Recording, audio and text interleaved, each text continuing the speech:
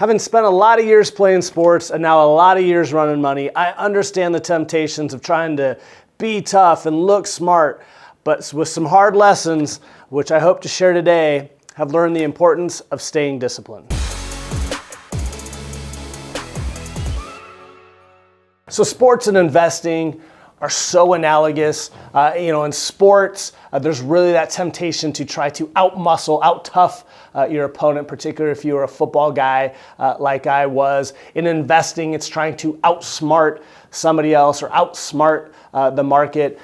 Both those are very common impulses. Both of those lead to trouble far more often than they lead to success. It's looking to guys like a Bill Belichick or a Warren Buffett that shows us that the correct path is to be more disciplined. And so that's why here at 10 Capital, we don't try to make big market calls. We're not trying to prove our bravado by making a big stock call. We're coming back all the time to a pragmatic type of money management, which is who are we trying to serve and what are they trying to attain? So I'm going to break this down into three key points. One, again, is the practical versus the theoretical. Two is a focus on being effective rather than trying to look smart. And lastly, asking yourself, is the plan right, as opposed to trying to focus on, am I right? And again, this is more of an ego-driven side. This is about, hey, let's get some stuff done. So first, the practical versus the theoretical. It's a temptation here at 10 Capital to get theoretical, and I think it's important to maybe engage in that to a point. But we'll find our investment committee getting into some heated debates about positions and do we like this better than that? And it tends to start to veer at some point in time into the theoretical. And while the sportsman in me loves the competition, have to remind myself or somebody else in the group will speak up, hey, we got to bring this back into the practical, which is, who is this for?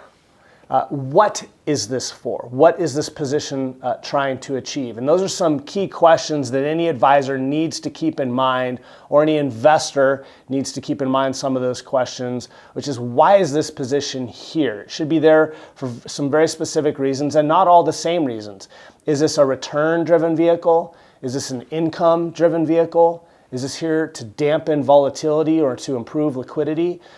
A well-diversified, well-built-out portfolio, again, it can look a lot different depending on the client's story, but it needs to reflect probably all three of those in some extent. And what we see too often with the different assets we bring in here in 10 Capital, as we've brought in a lot here over the last few years, is portfolio after portfolio that's clearly just some off-the-shelf thing where I would have to venture to guess the advisor on the other side or the broker on the other side has no real clue why they've put that in there. They're either just checking a box or they've bought an off-the-shelf, again, portfolio from someone. And while it's important, we talked about this early in the series, to not pretend you can do everything. We certainly work with great third-party managers. You can't get so divorced from the process or the end portfolio position that you don't know why it's there, what it's supposed to be doing, and of course, how you can accurately monitor it. The second part is being effective versus looking smart. A lot of people trying to look smart. Again, that's where those big calls come in. This is what we love to watch on CNBC, right? If we're a lot of investors, as opposed to this, which can be kind of boring. Are we the best team at blocking and tackling as opposed to with the best trick plays?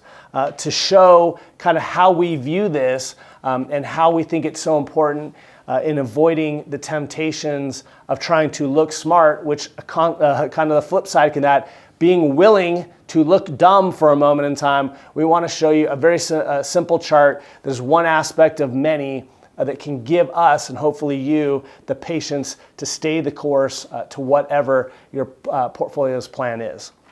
So this chart, which I've never claimed to be an artist for those of you tuning in for the first few times, is just simply a chart that shows a truth of investing, which is valuation down here of a given asset class versus long-term rates of return. And what we have found, these dots are different moments in time, is there is a gravity to this. As you get more expensive, your long-term rate return assumptions drop. If you can buy something in the cheaper range of its historical averages, your long-term rate of return is higher. Now, at a given moment in time, your little chicken pox might be anywhere on this page.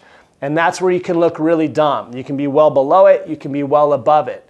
But where you understand where you're headed, as opposed to just where something's been in the last few months, it gives you, again, that patience and that discipline to both exit as well as perhaps stay the course when everything within you and all the temptations of the fear of market drops or the fear of missing out are raging against your psyche, which again is a very powerful truth. The other thing it does, particularly when you're talking about exiting a position, is ground you back into understanding if you're well above one of this line, mean reversion is a tough truth. And what we never want to do around here is get into, again, in that name of trying to look smart, thinking we can outplay everybody else at a game of musical chairs, again, as opposed to wisely and prudently manage money, which is what we're actually in the business of doing. The last thing I want to hit on is really the outgrowth of all this. And I talked about this is kind of the, you could draw a line down this side. These are ego-based questions or ego-based exercises taken too far. This last one is really where we come back to, which is, are we really trying to focus on being right personally when we're in these investment committee discussions? Is this am I right versus somebody else type of question? Or is this hey, is this plan right, or is this position within the plan's position right? And if the answer is yes to this, then this is irrelevant. And that's what we try to, again, remember time and time again here at 10 Capital. And it's what we try to remind you, the clients, when you come in. Absolutely ask questions. Why do I have this? What is this for? But it all has to come back to, hey, is my plan on track? Whether that's your financial plan, the plan for the portfolio. And if the answer to that is yes, then even the nastiest bear market or even the highest flying stock market shouldn't take us off track in an effort to be right for a moment or look cool or have the best theoretical underpinnings to some argument. It's got to come back down to you. If you have any questions about why anything's ever in your portfolio or your plan's track, of course, we'll be reaching out as well, but please contact us anytime. If there's some people in your lives that could answer could use some answers to the question of why in their life, we're of course happy to help them or talk with them anytime as well. Thanks so much.